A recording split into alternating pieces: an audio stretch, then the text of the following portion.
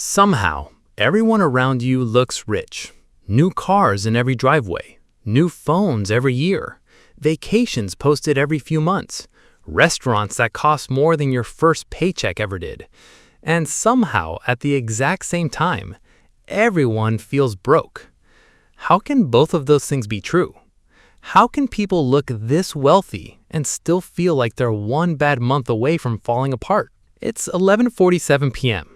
You're lying in bed, your thumb hovering over your banking app. You don't want to open it. You already know what's in there. You open it anyway. $127. Payday is Thursday. And yet, this morning, someone complimented your car in the Starbucks parking lot. They called it beautiful. You smiled and said thanks like it cost you nothing. It cost you roughly $785 a month, and you're going to keep making that payment for years. You put the phone down, stare at the ceiling, and finally ask the question you've been avoiding. How does someone who looks this good on the outside feel this hollow on the inside? Here's the uncomfortable answer. This isn't just about being bad with money. It's about something much deeper. Because somewhere along the way, we stopped buying things only for what they do and started buying them for what they say about us. Think about a car. Its basic purpose is simple. It gets you from one place to another. But nobody spends $70,000 on a vehicle because a $20,000 car couldn't move them from point A to point B. They're buying something else. Status, identity, security, the feeling of success. The message that says, I've made it. This idea has been studied for decades. French philosopher Jean Baudrillard described something he called sign value, the idea that objects can become valuable not just because of what they do, but because of what they communicate about the person who owns them. And once you understand that, you start seeing it everywhere. The luxury watch isn't just a watch. The designer jacket isn't just a jacket. The expensive gym isn't just a gym. The luxury apartment isn't just an apartment. They're signals. They're telling the world who you are. And that's where the trap becomes dangerous. Because once your lifestyle becomes part of your identity, giving it up can feel like losing part of yourself. And your brain doesn't exactly make this easier. For most of human history, having more resources generally meant having more security. More food, more shelter, more tools, more land. More meant safer. But modern consumer culture gave that ancient instinct something it never had before. Instant access to things you haven't actually earned yet. A credit card, a loan, a financing plan, a button that says approved. And suddenly, something that used to require years of saving can be sitting in your driveway tomorrow morning. The problem is that your brain gets the reward immediately. The bill comes later. And psychology has a name for what happens after you get used to the upgrade. Hedonic adaptation. You get the raise, you buy the nicer car, you feel incredible. For a while. Then your brain adjusts. The car becomes normal. The apartment becomes normal. The restaurant becomes normal. And what once felt luxurious starts feeling ordinary.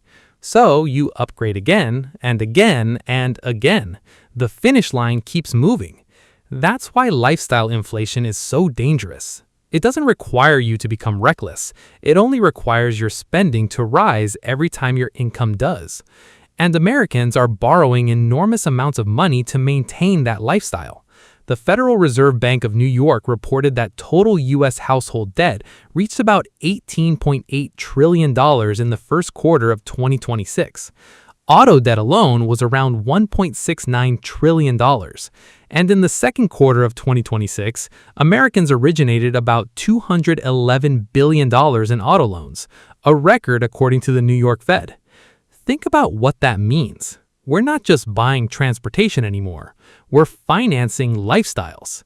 And here's where the psychology gets really interesting. When you're standing in a dealership looking at a $47,000 car, you probably don't think, do I want to spend $47,000? You think, can I handle the monthly payment? That's a completely different question. Because a large price feels painful. A monthly payment feels manageable. And that payment can hide the true size of the commitment. You don't feel the full cost today. You feel it 1 month at a time, for years. And that's how an expensive purchase can start feeling normal. Now, imagine something else. You start your career earning $70,000. You have a small apartment, a used car, you cook at home. You're not living extravagantly. Then you get promoted. Your income jumps to $120,000. And your brain says, I've earned this. So you upgrade. A nicer apartment, a newer car, more restaurants, more vacations, more subscriptions. Nothing crazy, just a few $100s here, a few hundred there. Then another promotion comes. Now you're making $180,000. So the lifestyle moves again. A bigger home, a nicer vehicle, more expensive trips, more convenience, more everything. Your income increased, but somehow your financial breathing room didn't. That's lifestyle inflation. And it doesn't care whether you make $70,000 or $170,000 or $270,000. If every raise gets converted into a more expensive lifestyle, your income can keep rising without your wealth ever catching up. And here's something even stranger. Research on luxury consumption has found that making people feel excluded or lower in status can sometimes increase their desire to purchase status goods. Think about how crazy that is. You can feel like you don't belong, and your reaction can be, I'll buy something that proves I do. That's the trap in one sentence. You spend money to prove you're successful, and then you have to keep spending to maintain the identity you've purchased. The car has to stay new. The clothes have to stay current.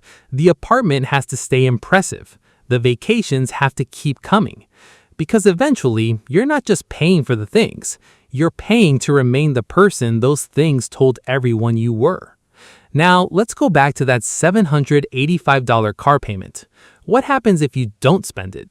What if instead you invested $785 every month? Let's use a hypothetical example.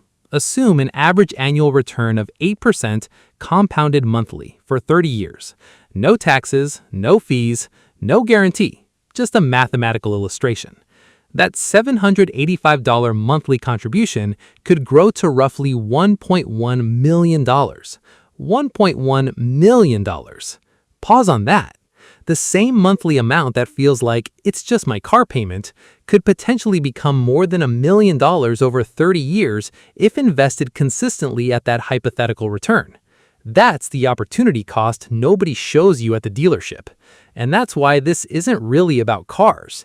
It's about what you're giving up to maintain the appearance of having more. And here's why you feel like you're the only one falling behind. You can't see anyone else's bank account. You can only see what they bought. You see the SUV, you don't see the loan. You see the house, you don't see the mortgage. You see the vacation, you don't see the credit card statement. You see the watch, you don't see the opportunity cost. You're looking at the costume, not the balance sheet. And this is where social media makes everything even worse. Because you can scroll through hundreds of people's best moments in 5 minutes. Someone's new house, someone's new car, someone's European vacation, someone's expensive dinner, someone's promotion, someone's engagement. And suddenly your ordinary Tuesday feels like failure. But you're comparing your entire financial reality to somebody else's highlight reel. You're not comparing wealth, you're comparing appearances. And sometimes you're comparing debt tolerance. The numbers behind household spending make this even more uncomfortable. According to the U.S. Bureau of Labor Statistics, housing accounted for about 33.4% of average household spending in 2024. Transportation accounted for another 17%. Together, that's more than 50% of average household spending before you even get to food, healthcare, entertainment, insurance, and everything else. So imagine spending half of your household budget just keeping a roof over your head and getting from place to place. There's not much room left for mistakes. And that's why a high income doesn't automatically create wealth. Income is what comes in. Wealth is what you keep and what you build. So how do you escape the luxury poverty trap? Not with guilt. Guilt doesn't build wealth. And you don't have to live like a monk. You just have to change the question. First, look at everything you're paying for because you want to appear successful rather than because it genuinely improves your life.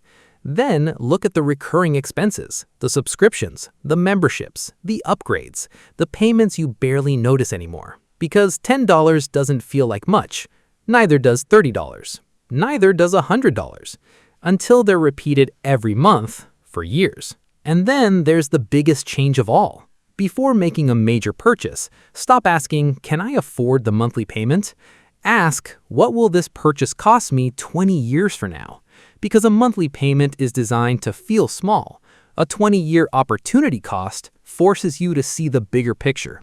And maybe that's the real definition of wealth. Not having the newest car, not living in the biggest house, not wearing the most expensive watch, not making strangers jealous. Real wealth is being able to say, "I don't need to prove anything." You can drive an older car and have money invested. You can live in a modest home and sleep peacefully. You can wear the same jacket for 5 years and know that your financial future is getting stronger every month. Because the person who looks rich isn't necessarily rich, and the person nobody notices might quietly be buying their freedom. So tonight, when you're scrolling through someone else's lifestyle, remember something. You don't know their balance sheet. And when you're standing in a dealership, an apartment showroom, or a luxury store, don't just ask, "Can I afford this?" Ask, "What am I giving up to look like I can?" Because the most expensive thing you can buy isn't a luxury car. It isn't a mansion. It isn't a designer watch. It's a lifestyle you can no longer afford to lose. That's the luxury poverty trap.